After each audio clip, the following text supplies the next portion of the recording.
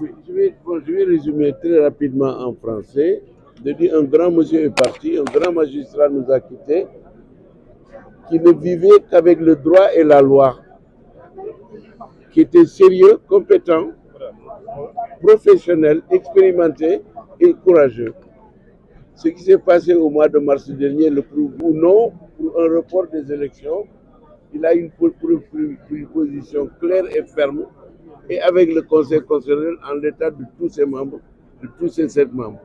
Nous le pleurons parce que c'était un homme de valeur, c'était un homme de foi, un homme d'action et un homme de courage.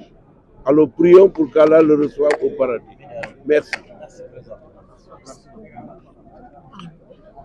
Monsieur le maire, mbaa yaa ngi ci jàmm dama leen di proposer ngeen interroger par la presse waaw bu ngeen ko interroger rek man ma interroger ngeen ma maa leen ko ñaan rek maa leen ko ñaan ñëw leen ci moom rek wax leen ak sëñ bi rek wax leen ak sëñ bi. waaw inna lillahi wa inna ilayhi rajiun kàddu seede bi de mooy sunu mbokk dem na, sunu xarit dem na, sunu rakk dem na ci demeen bu baax ndax am na jëmm yoo xam ne ku leen yëkkati bu nit ñi amee xalaat daañu xam ne kooka foyewutoon boppam. kon li ñuy seede ci Badio Camara mooy seede bu baax rek li ñu tagge woon ki yàlla yónni ci ñun ay naka laa xuluqin aziim jikkoy Badio Camara jikko ju baax la woon. li ko yàlla defal ci magistrature it defalugu ko kenn ci li ma xam fi mu jaar nii nekk premier procureur général cour suprême procureur général premier président cour suprême toppee ko noonu nekk premier président conseil constitutionnel ñett yooyu yombut amagutoon ci magistrature. kon nag kii nga xam ne bu magistrat yi masa daje faw mu wax président Macky Sall ne ko nañu photo benn photo benn bi mu taf ko néegam benn bi ma taf ko sama néeg benn mu yóbbu ko te moom yaakaar naa ne bu dee ci wàllu homme d'état ba ca Senghor ba nag ne directeur cabinet Senghor ba tey jii nga xam ne tey mi ngi toog nii noo ngi ñaan yàlla gën a guddal fanam lu bari ci réew mi moo ko téye moom kii nag laa wax ginnaaw média ngeen yor di leeral ne ni man ci li ma xam te dund ko ak fa ma nekk ak la ma doon ku téye réew mi ngi ku am kóllëre ngi xam nga mënoon naa yónnee waaye nee na day dem ba ca biir armeel ya loolu day wane ne nit na mu nekkee ci pouvoir na jéem a rafetal na jéem a xool ak mu jëm kii bu ko neexee daagu ci mbedd mi te dañ koy ajali yéreem man mii di wax ak yow sama doomu ndey la waaye tey laa ko gën a fonk ci ministère bu mën a jaar ba ci président assemblée nationale di deuxième personnalité de l'État. loolu dañuy wane ni jikko ji ma tàmbale woon rek jikko ju baax rek mooy mbir mi yéen ñiy liggéey ci média fexe leen di wax lu baax di nettali lu baax luy taalum réew ngeen moytu ko ndax loolu ëllëg yawmal xiyaam yàlla buy laaj dana leen laaj lu taxoon ngeen def ko te du ngeen mën a lay bu boobaa wal hakimu huwa Allah. Wasalaamu aleykum wa rahmatullahi wa barakatu.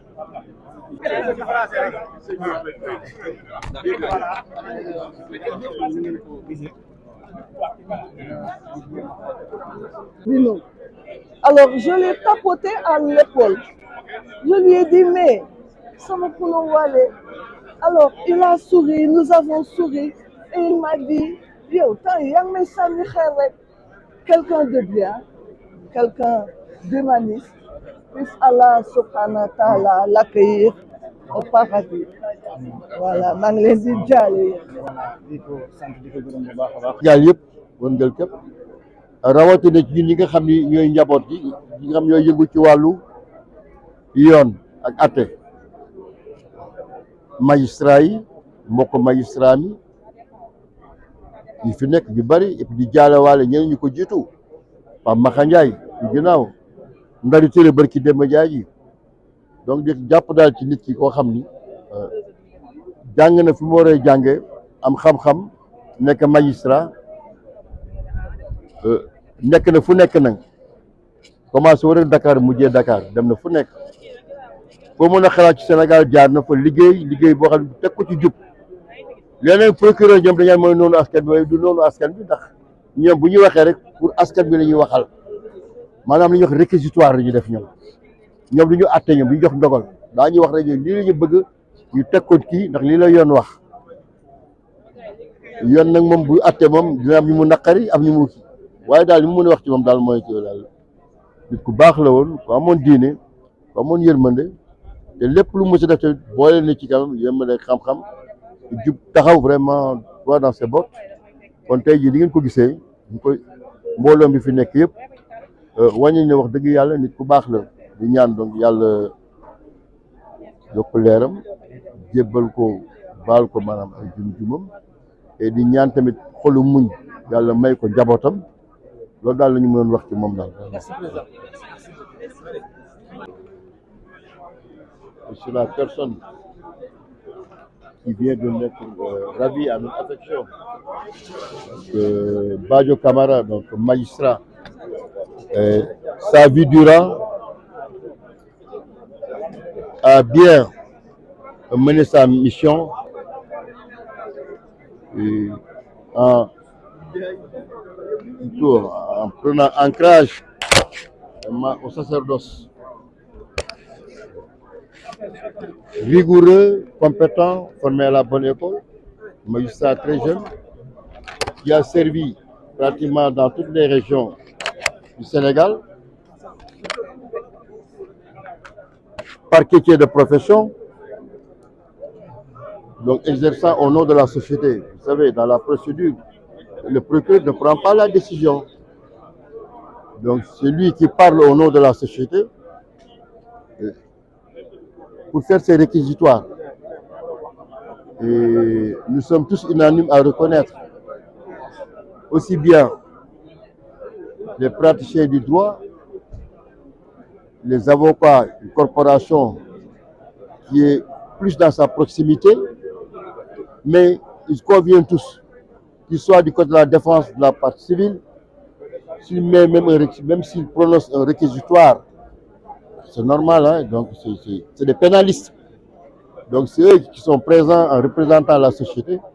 Donc c'est le ministère public, c'est le procureur. Donc toute sa vie durant, donc il a été parquetier à tous les niveaux. Les tribunaux quand même régionaux, la cour d'appel, la cour suprême, et enfin le conseil constitutionnel. Et ses collègues juges, ses collaborateurs, même les particuliers ont été unanimes. Que retenir de cette personne? Un homme rigoureux dans le travail, mais dans l'humanisme, très compétent, éloquent, élégant. Nous pouvons donc partager la douleur avec ses proches, la famille biologique, son épouse, ses enfants et sa véritable famille. Je veux dire quand même ses collègues magistrats à tous les niveaux d'instance, mais aussi les mondes de la famille judiciaire, les avocats, parce qu'en fait, le quotidien d'un juge, c'est les politiciens, en fait, les hommes politiques souvent. C'est là où on les connaît, quoi. Mais ils font plus que cela. Donc, ils n'ont pas de vie de famille. Donc, voilà. Donc, nous pouvons vraiment que nous incliner devant sa mémoire et prier que le bon Dieu donc, lui accorde son pardon et l'accueille dans son paradis.